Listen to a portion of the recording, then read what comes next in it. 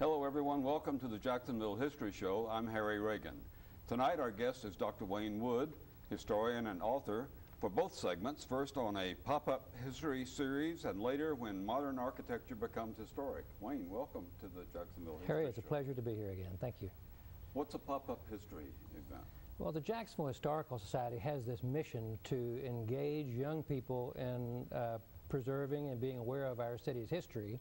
And there are many young folks these days that think history is just for old people. So we concocted an idea that is a special event that involves historical events that are relevant to our times, that involve young people and social media to get them engaged using Facebook and email and other means of Twitter and texting. We're getting kids involved in history.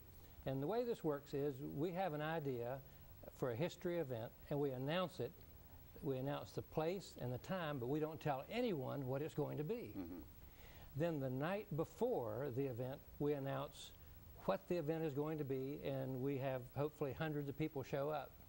We had a recent pop-up history event that was our first one that was most successful. We had almost 200 people came to this special surprise event that celebrated one of the most amazing events in the history of Riverside and certainly one of the worst airplane crashes in Jacksonville history. Let's take a look at this very special event. First of all, on July the 20th, 1944, two young pilots took off from Pinellas Air Force Base north of St. Petersburg on a routine training mission, and they diverted their mission to go do a joyride up to Jacksonville where one of the young men's family lived. They were going to buzz the house of this man's mother. And we had two pilots, James R. Cope and Jack Egar, and as they flew over Jacksonville, they headed over to Riverside in the 2700 block of Post Street where Egar's mother lived. And as they zoomed down to buzz the house, one of the planes hit a tree. The other one swerved to avoid it, and both planes crashed, taking out 10 blocks of Riverside along Post Street. And here you see this map. The two planes are at the bottom, flying to the west down Post Street. And as they flew down, they took out house after house, building after building, killed one civilian and injured many, and destroyed or damaged over 30 buildings in this horrible crash.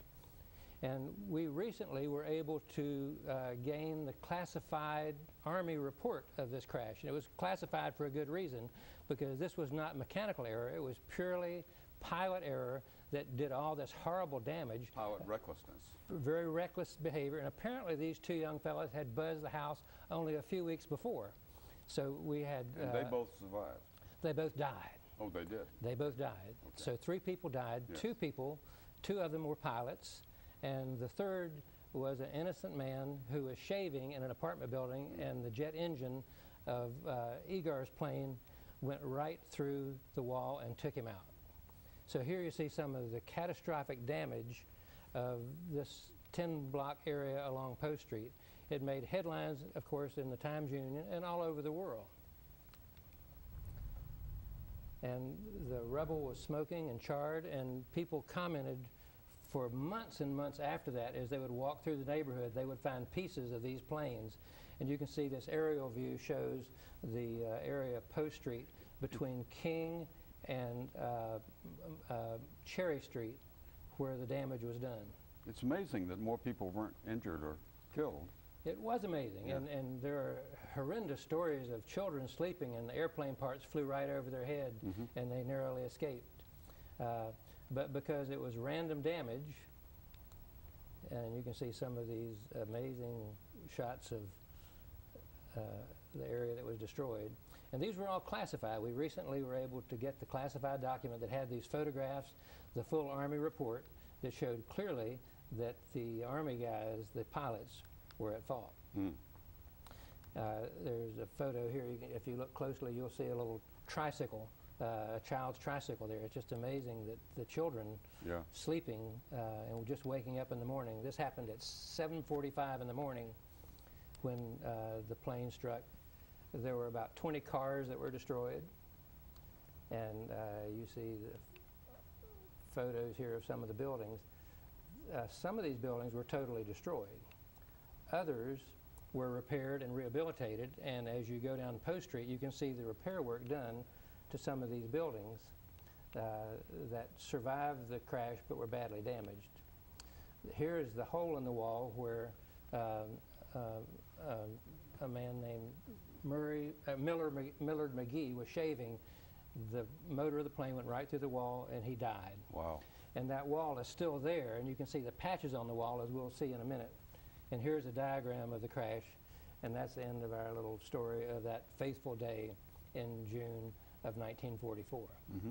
So to commemorate this event, we had what we call a pop-up history event, and we'll show you about that. Okay.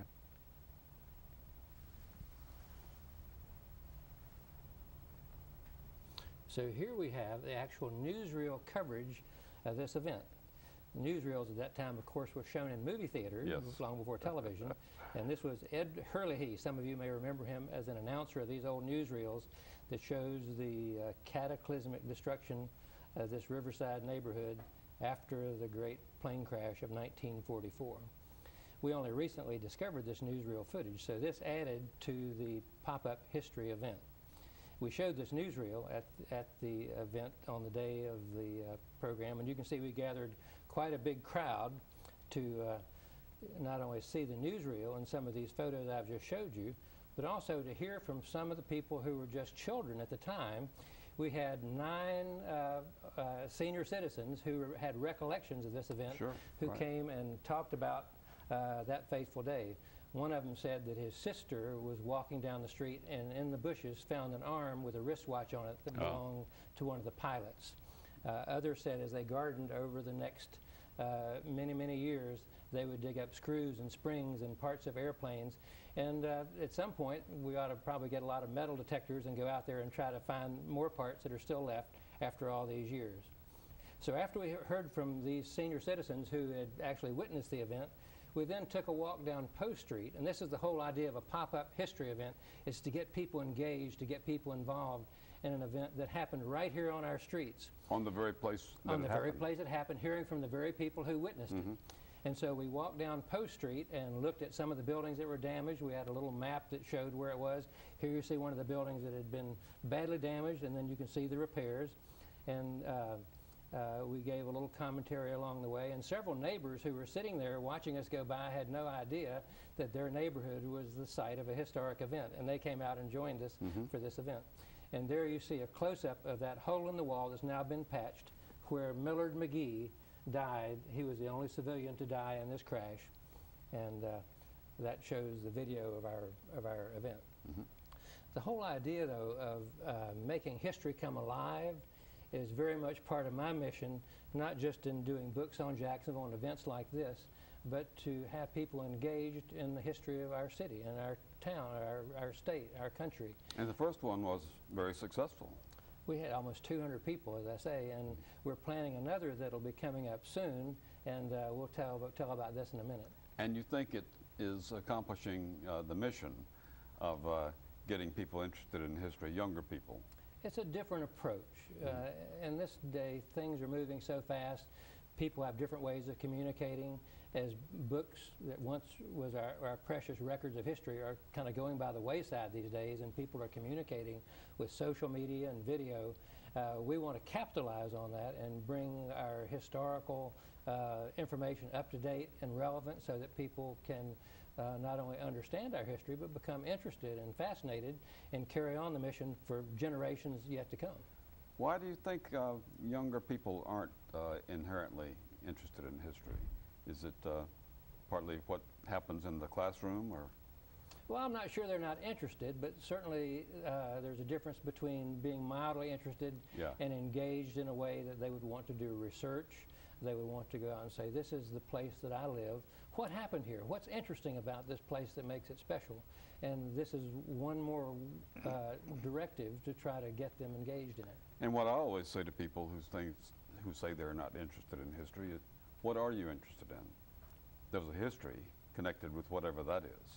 So if you're interested in baseball, there's a lot of baseball history that you could find out about. And that's a way of of connecting some people? Well, the nature of our pop-up history events is we're going to do a number of these each year, and they'll be on widely varied topics, so that if we don't get somebody on an airplane crash, maybe we'll get them on the history of baseball or something more unusual than that. In fact, we have another history pop-up event coming up on Wednesday, September the 19th. The whole idea is we're going to keep it a secret what it's about, so I can't tell you right now what it is, but I'll tell you where it is.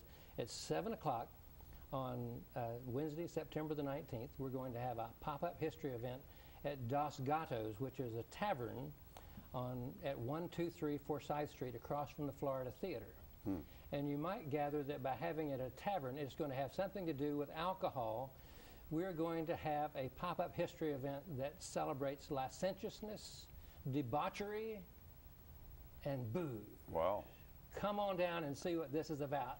And the intrigue and the mystery of it is part of the fun that we won't announce until the day of the event exactly what it's going to be. But it's a rich, rich story in Jacksonville history that we would like to expose people to, that most people don't know about, and especially young people will have a lot of fun because not only will they get history, but they get to drink beer. And very true.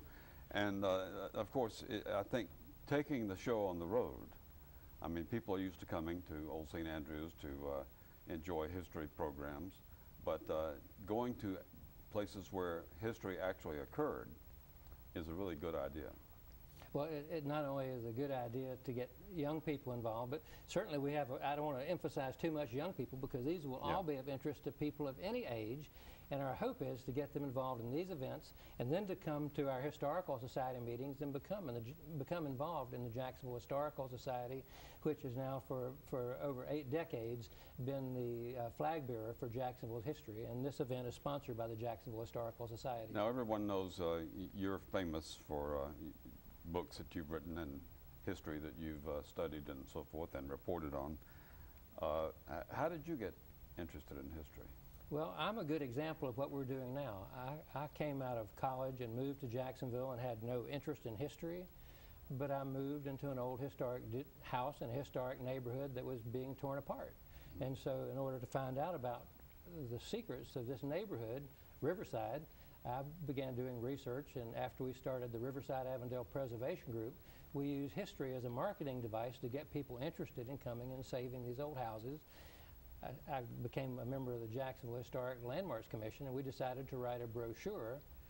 Well, that brochure turned into a 428-page book that is called Jacksonville's Architectural Heritage. So I basically was not a historian, but learned as we went along and became engaged in the media of the time, which was books.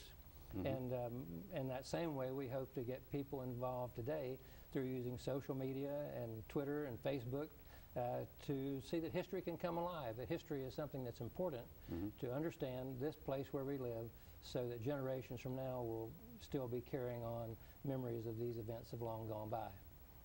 And all of your books are available at the Historical Society and various other places, bookstores around town and so forth. I became an unintentional author. I was an English major in college, and the books I've done, I've never received any compensation for. I do them just for the fun of it. And the extra pleasure is the Jacksonville Historical Society receives the proceeds from these. So it's one more way of carrying on history and helping people to understand this place in which we live, Jacksonville. Well, we're going to take a break, and we'll be back with more history and more conversation with Dr. Wayne Wood. The Jacksonville Historical Society, preserving your city's history, protecting your city's treasures, advocating the restoration of Jacksonville landmarks, archiving a century of historical documents, collecting rare photographs, tens of thousands, creating the Merrill Museum House, piece by piece, restoring Old St. Andrews Church, receiving Florida Historical Society's top honors, publishing historical books, elegantly crafted, producing video histories, dramatically told, educating our citizens for decades, enlightening the generations to come, sponsoring tonight's special television presentation, and offering you the opportunity to become a part of Jacksonville history. Call 665-0064. Visit jackshistory.com and become a member of the Jacksonville Historical Society, celebrating 80 years serving our community.